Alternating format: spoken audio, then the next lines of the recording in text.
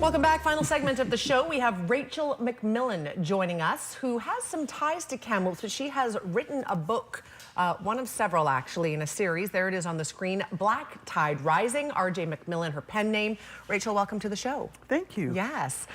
You are in town for a few days. I understand you have a book signing coming up at Chapters as well. I do. On Saturday at 1 o'clock from 1 till 3, I'll be signing the latest book out, which is the third one. So this is the second that we're talking about here. That's the second, yes. It's called Black Tide Rising, and tell us a little bit about it. It's fictional, and it's sort of a murder mystery. Yes, it is. They all are, actually, and they all feature a detective called Dan Connor, and he has a friend. Well, they don't start out as friends, but they end up being friends, who is a First Nations man, and they're in all of the mysteries. So the first one is set in the mid-coast. The second one is set on Nootka Island, and the one that's just coming out is set at Haida Gwaii, Prince Rupert area. Lovely. You've obviously spent some time in this area to be so comfortable to write about it. So while the stories are fictional, they're based in real-life places, sort of. They are, and actually Dan Connor is on a boat, and my husband and I boated the West Coast for maybe 30 years, and so even the boat is set on a boat that we had. Fantastic. We have a picture of Nootka Island, or you'll be able to tell us, is this Nootka Sound, Nootka Island? That is, and that's the Nootka Lighthouse, which is actually a very, very famous lighthouse. It's where Captain Cook first landed. Is that right? So that's sort of, nowadays the native band that used to live there has moved to Gold River, but the lighthouse keepers are still there, obviously, and keep the whole place safe. Yes.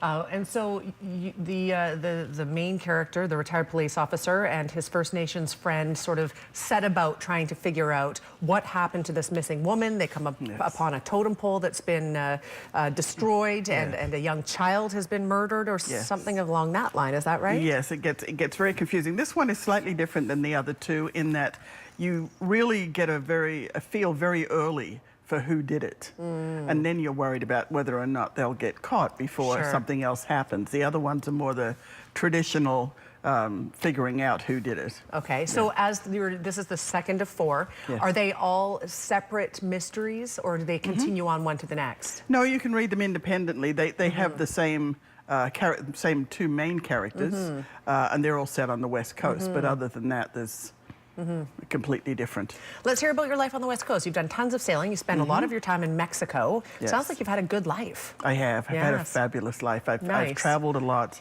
Got to see the West Coast in ways that most people don't, because it's just the most beautiful, beautiful place. And it's huge, and you can't get there. I think it's 1,000 miles from Vancouver to Prince Rupert, and in that whole space there is only one town that has road access, and that's Bella Coola.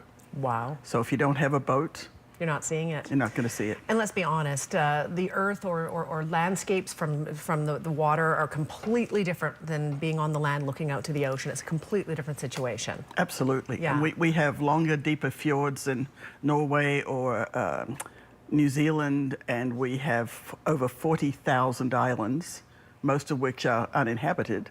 Some of them have villages on them, which of course people don't see because you need a boat to get there. Right, and they don't want you to find them because they're enjoying the quiet life. That's right. I hear there's 2 great sets of islands in the world. I don't know if you've heard this, the Greek islands and the Gulf Islands, or the islands around the West Coast. Is that true? Have you heard that? I think it would be. I think it would be. It's amazing. You know, one of the things I was fortunate to do was live for 3 years in Greece, so I saw the Greek islands as well. They're very different, but they're beautiful, equally beautiful. Perhaps you'll write a trilogy coming up of the Greek islands. Who knows, right? You never know, yes. So tell us this.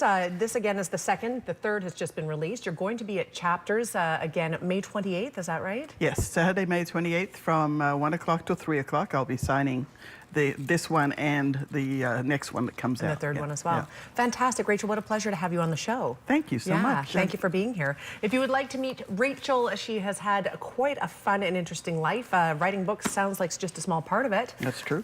So absolutely you can do that. Chapters May 28th in the afternoon. As well, you can look her up online, rjmcmillen.com.